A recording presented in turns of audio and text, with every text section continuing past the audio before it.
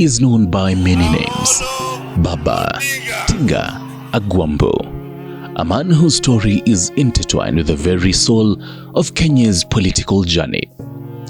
Raila Amolo Odinga, the son of a freedom fighter, the face of reform and a living symbol of resilience. Born on the 7th of January 1945 in Maseno, Kisumu County, Raila's destiny was shaped by his father, Jaramogi Oginga Odinga. Jaramogi was Kenya's first vice president, a man who stood shoulder to shoulder with the late President Jomo Kenyatta in the fight for independence. As a boy, Raila watched his father challenge colonial powers and later post-independence injustice. From those early years, he learned that freedom and fairness are not given, they are fought for.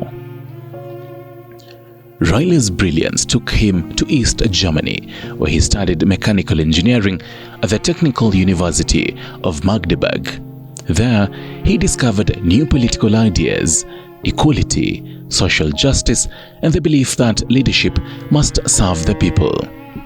Returning to Kenya in the 1970s, he taught at the University of Nairobi, but the fire of politics was already burning within him.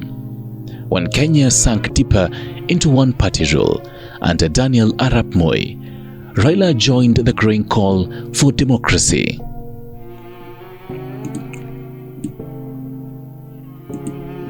That decision came at a heavy cost. Raila would be detained without trial for years and accused of plotting against the government after the 1982 coup attempt. He spent much of the 1980s behind bars, enduring isolation, torture, and uncertainty. Yet through it all, he refused to break. When released, he became even stronger, a voice for reform, justice, and democracy. The early 1990s, as Kenya embraced multi-party politics, Raila helped form the Forum for the Restoration of Democracy, FORD, founded by his father. In the early 1990s, as Kenya embraced multi-party politics, Raila helped form the Forum for the Restoration of Democracy, FORD, founded by his father.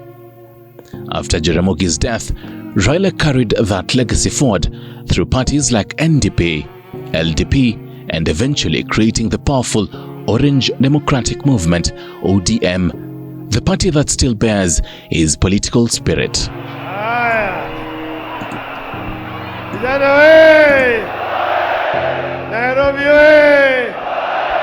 Over the decades, Raila faced Kenya's most challenging elections: 1997, 2007, 2013, 2017, and 2022.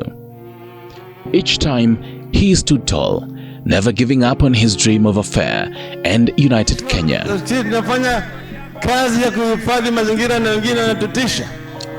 But perhaps what defines him even more were the handshakes, moments of reconciliation that changed the course of Kenya's history. In 2002, Raila joined forces with President Mwai Kibaki, leading to the famous Kibaki Tosha Declaration, a handshake that ended KANU's long rule and ushered in a new era of democracy. After the violent aftermath of 2007 elections, and we are ready to walk the extra mile if that will enable Kenyans to get peace. Today, you have taken the first vital steps in the... Raila reached another historical handshake, this time as part of a power-sharing deal that made him Kenya's second Prime Minister. Together with President Kibaki, they restored peace, earning them a nomination for the Nobel Peace Prize, and led the country through the creation of the 2010 Constitution. Tolerance, peace, and harmony among our Kenyans. Then came 2018, when Raila extended yet another handshake, this time to President Uhuru Kenyatta. The handshake of March 9th, 2018, stunned the nation and symbolized peace after years of political division. It was a turning point, not just for Raila, but for Kenya's unity. Raila will cross party lines yet again on the 7th of March this year to form the broad-based government with President William Ruto in another handshake moment. Beyond politics, Raila was a family man, a Pan-Africanist and global statesman, loved and respected across continents. But in recent years, life has tested him. Since the COVID-19 pandemic, Raila's health has faced ups and downs. He was briefly hospitalized in 2021, later treated for back problems in 2025, and most recently flown to India. Today, Kenyans and the continent mourn the passing of BAMBA. Raila collapsed during a morning walk on Wednesday at 8:30 a.m. within the premises of the Ayurvedic facility in Kerala. It was reported that CPR was administered by the medical team on site.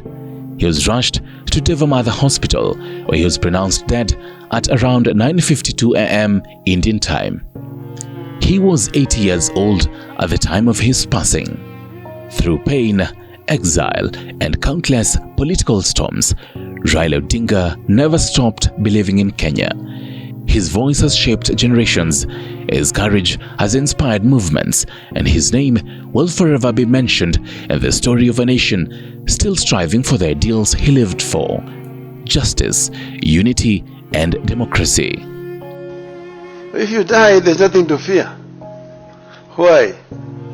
Because you'll either go to heaven or to hell. If you go to heaven, there's nothing to worry about. You'll be okay. Even if you go to hell, there's nothing to worry about. You'll find so many of your friends.